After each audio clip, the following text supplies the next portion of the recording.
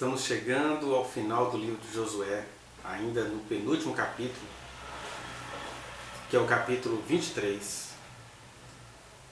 Aqui começa dizendo que Josué, muito tempo depois, ou seja, já o velho Josué, talvez com a barba mais embranquecida do que a minha, guerreiro Josué, ele chega para as pessoas e diz assim, ó, ele chamou todo mundo, todos os seus líderes daqueles povos, quando havia relativa paz, e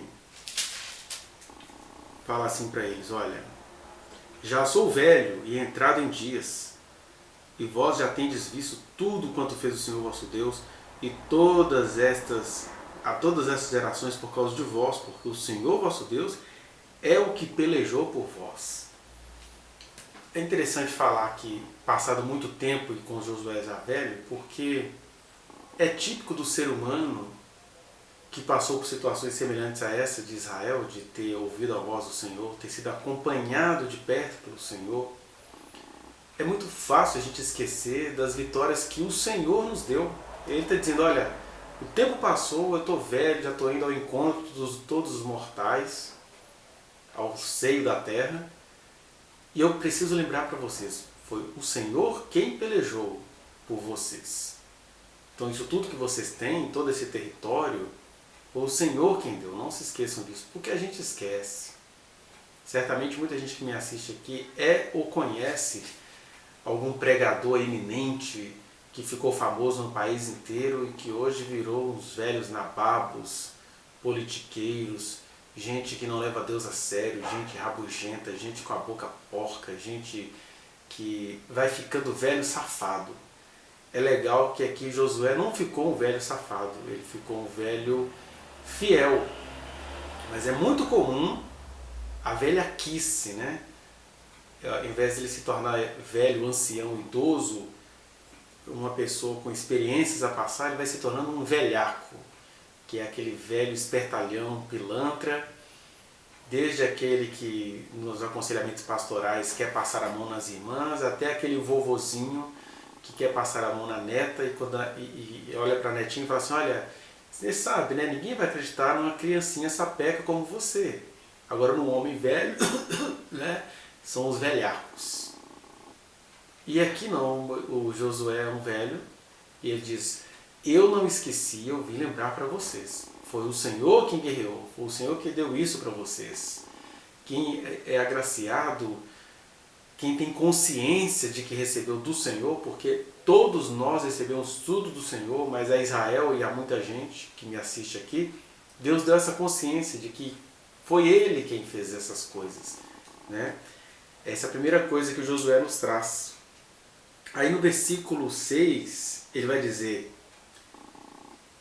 esforçai-vos, pois, muito para guardardes e cumprirdes tudo quanto está escrito no livro da lei de Moisés, para que dela não vos aparteis nem para a direita e nem para a esquerda, para que vos não mistureis com essas nações que restam entre vós. Ele admite que ainda todo o povo não tinha sido aniquilado, né, conforme o projeto que Deus tinha para Israel, que isso iria acontecer com o tempo, mas ele fala uma coisa, olha, vocês têm que se esforçar. Não tem que se esforçar. Vocês têm que se esforçar muito. É tipo do ser humano não gostar de se esforçar. A menos que seja pelo próprio ego, pelas suas próprias ambições, né? Para essas coisas o ser humano é esforçado. Mas esforçar-se para abraçar a nova natureza, para abraçar as revelações do Senhor, para abraçar a palavra do Senhor, ele vai dizer, olha, esforcem-se, e esforcem-se muito, porque é muito comum você se esforçar, se dar por satisfeito pelo esforço, começar a usar esse esforço de maneira pagã, olha, eu fiz por onde, eu paguei o preço, rapaz, eu estou aqui, e ele está dizendo, não, esforçai-vos muito, não é para ser digno de receber isso, mas é porque quando a gente compreende a graça e o amor de Deus derramado em nós, a gente vai se tornando responsável, no sentido de ser responsivo a isso, de dar respostas a isso e de admitir que sem o Senhor a gente não teria capacidade, mas já que o Senhor nos deu essa capacidade, por que não fazer dela o nosso esforço e o nosso desejo? E esforço e desejo em que sentido? De compreender as verdades eternas do Senhor, que aqui era chamada de Lei de Moisés, né? o livro da Lei de Moisés. E o Senhor gostaria que você, que não precisa ficar preso ao livro da Lei de Moisés, mas se interessasse pelas verdades eternas do Senhor, como você se interessa com as suas tendências para ser coach, ou a sua vontade de ser um prefeito de uma cidade, ou a sua vontade de ser um mega empresário. Tem uns desejos esquisitos, mas as pessoas se empenham por eles. Deus só quer uma coisa de você: se empenhe, se esforce, se dedique constantemente para compreender as verdades eternas que Ele tem te confiado. É o convite de Josué aqui.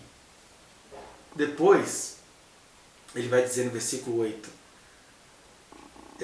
que não é para ele se afastar, né, e não se misturar com aquelas nações que tinham esse poder da contaminação.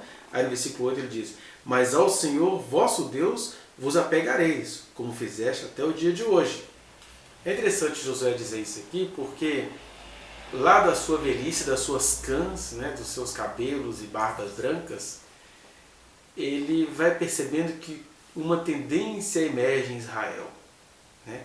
Já naquele altar que eles construíram, é alguma coisinha simbólica que eles queriam, ele vai dizer: olha, a gente precisa não ser de Deus, a gente precisa mais do que isso, a gente precisa se apegar a Deus.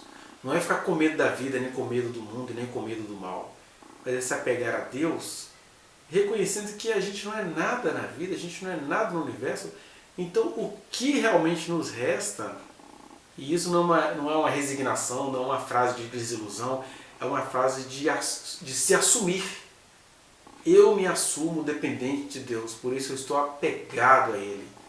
Porque se eu não me apego a Deus, muitos outros poderes entre nós estarão aí para nos tentar. E os seres humanos têm um poder terrível, ainda mais quando esses poderes se associam com os poderes malignos, né?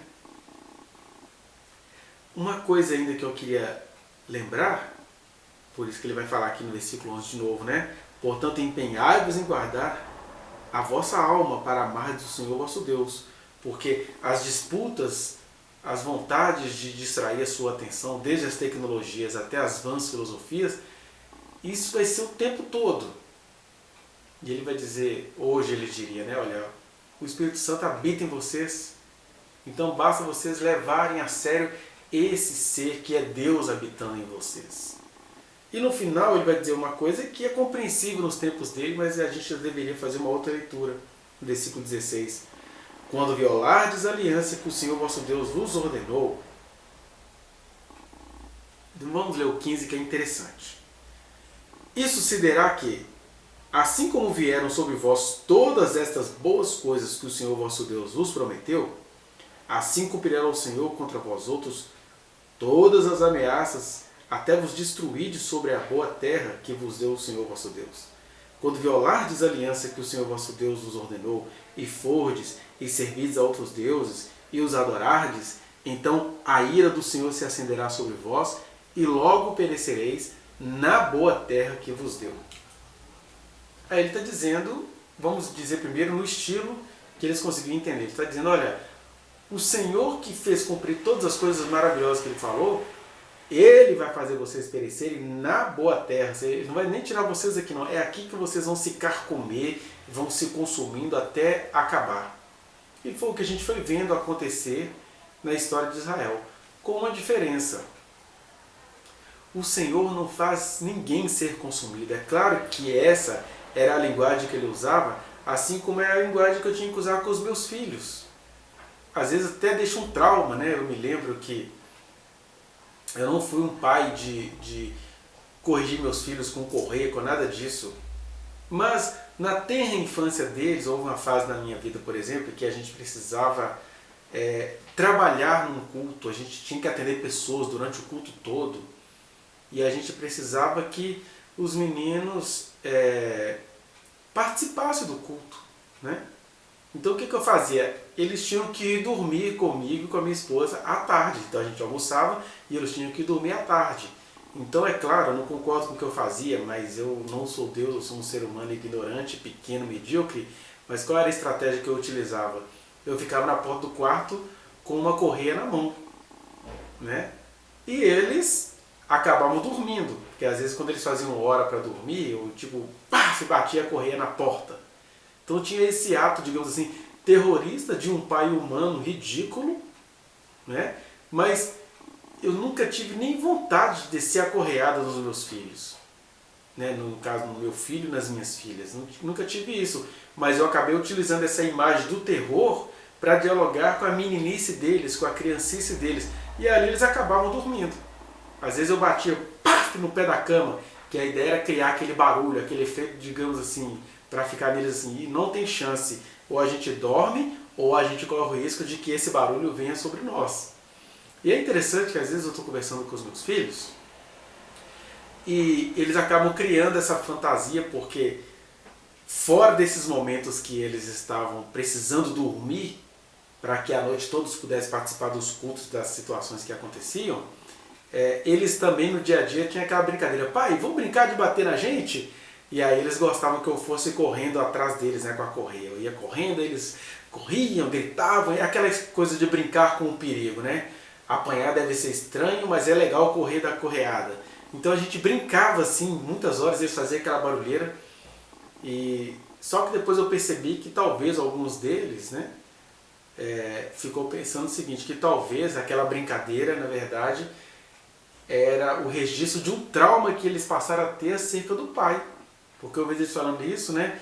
Nossa, meu pai pegava a correia para fazer a gente dormir. E às vezes até quem vê essas histórias de fora fica pensando que eu fustigava meus filhos com correia. E eu sempre fui contra isso.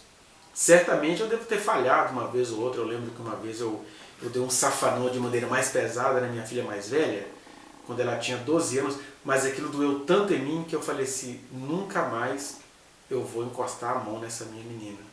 Ela já está uma moça. Por que eu, do alto da minha incompetência, sacudi ela e apertei ela?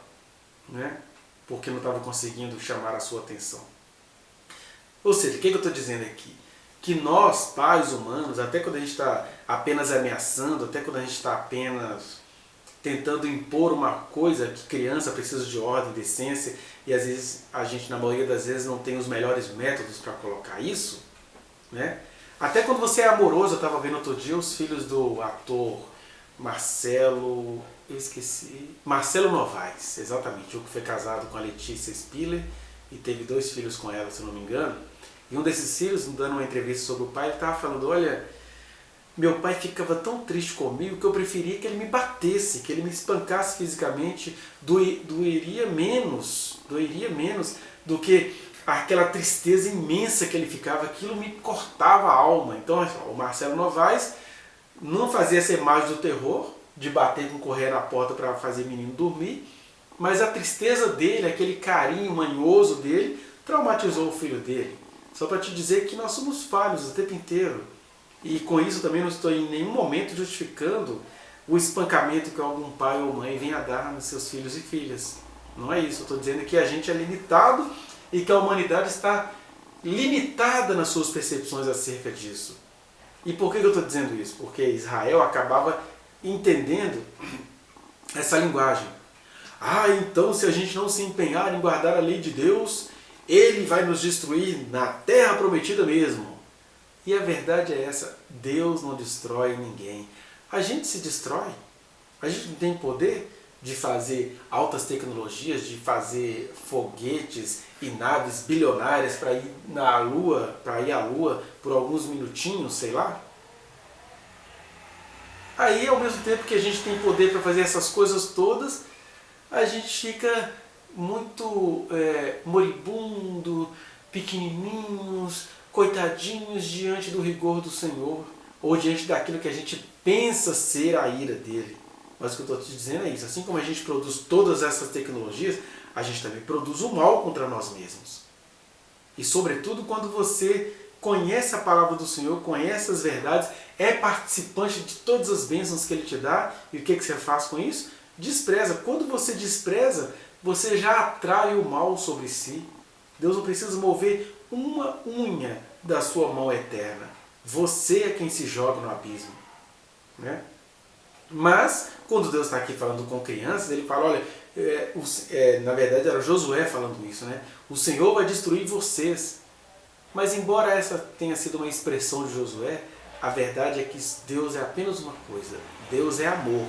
Na boca dos profetas ele vai dizer, olha, eu estou o tempo todo com as minhas mãos estendidas para abençoar. Façam prova de mim caso eu não abra as janelas do céu, porque eu estou sempre abrindo, derramando sobre vocês bênçãos sem medidas. Eu sou um Deus doador, eu sou generoso em abrir bênçãos para vocês. Então, a percepção do Deus que vai destruir o povo na terra é de Josué. Porque o povo é que se destruiu. Tanto é que quando você vai vendo na história deles, ele mandou o profeta Jeremias para ficar como aquele Deus esfrangalhado. Gente, por favor, não faça assim. Arrependa-se. Não faça desse jeito. Por favor, o mal está vindo do norte. Depois ele mandou o Isaías, ele mandou o Ezequiel. Ele sempre mandou os profetas para ficar falando, olha, eu estou dando gritos como de parturiente. Deus todo esfrangalhado. Mas as pessoas não conseguiam entender. As pessoas preferem fabricar para si uma visão traumática de Deus. Eu compreendo qualquer trauma que meus filhos, porventura, tenham desenvolvido acerca de mim como pai. Mas nossos traumas acerca de Deus, eu só tenho uma coisa para te dizer.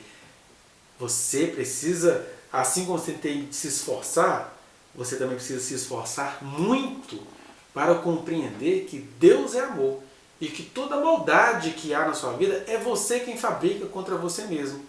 E que às vezes Deus acaba usando com os indivíduos as linguagens que eles entendem. Né? O mal veio do Senhor, o Senhor está pesando a mão, Deus que colocou esse presidente para nos punir. Mas na verdade, nós é que praticamos todo o mal. Deus só vai praticando o bem em meio aos nossos muitos males. E eu realmente fico sem entender por que alguém, porventura, fica indignado por eu estar dizendo isso. De Deus, do Senhor, do nosso Senhor Jesus de Nazaré, só parte amor, vida, graça, misericórdia, a ponto de escandalizar os corações maldosos dos religiosos e talvez escandalizaria Josué, porque Deus não destrói ninguém. Nós nos destruímos e a gente precisa assumir isso e cada vez mais dizer, Senhor, eu só tenho a te agradecer pela tua misericórdia e as minhas infinitas lambanças. Agora, é claro, na nossa meninice, na nossa criancice, por vezes ele tem que usar a linguagem que só uma criança entende. Não adianta eu explicar para o meu filho o que é uma tomada, o que é um choque. Eu só preciso chegar intervindo. Tira a mão, não pode, não faça isso. Mas não é porque eu estou odiando meu filho, que eu tenho prazer em puni-lo. É porque ele ainda não tem idade para entender as lógicas de um choque. Não tomou um choque. Então tem hora que a única linguagem que você tem é da intervenção. Só que no caso de Israel não, eles tiveram toda a chance, a capacidade, o tempo de crescerem no amor do Senhor e eles preferiram se misturar com esses povos que eles deveriam com o tempo aniquilar. Deus ia fazer situações para que esses povos, esses outros povos, em meio ao aniquilamento, eles fossem alcançando a salvação, conforme eu já disse em vídeos anteriores sobre o próprio livro de Josué. Então, toda vez que a gente lê esse trecho, Josué tinha essa visão do Senhor, que Deus ia apagar o povo da terra, como se Deus precisasse que a gente servisse a Ele por medo. Olha, o temor do Senhor é o princípio da sabedoria. Temor no sentido de que eu não sou nada perto desse que é maravilhoso, que é o santo, que é o justo, que quem sou eu para existir diante dele? Isso é temor, é reverência. Mas é um temor que deveria ser seguido por intimidade. O santo, o justo e o eterno me deu a chance de estar nele? Eu não preciso ter medo. Temor do Senhor eu terei sempre, porque Ele é maravilhoso. Eu não consigo entender um vírus em meio à criação do Senhor. Como que eu posso entender o autor de todos esses mistérios? Isso é temor do Senhor. Agora, medo do Senhor, o Senhor esteve aqui entre nós dizendo, olha, quando vocês forem orar, orem assim, Paiinho, Paizinho, aquele da minha confiança que está no céu, Ele quer intimidade com você. Então, Ah, mas é porque se a gente não fala assim com o povo, eles não servem a Deus. É verdade, eu conheço muita gente que é dessa turma do 8 ou 80, né?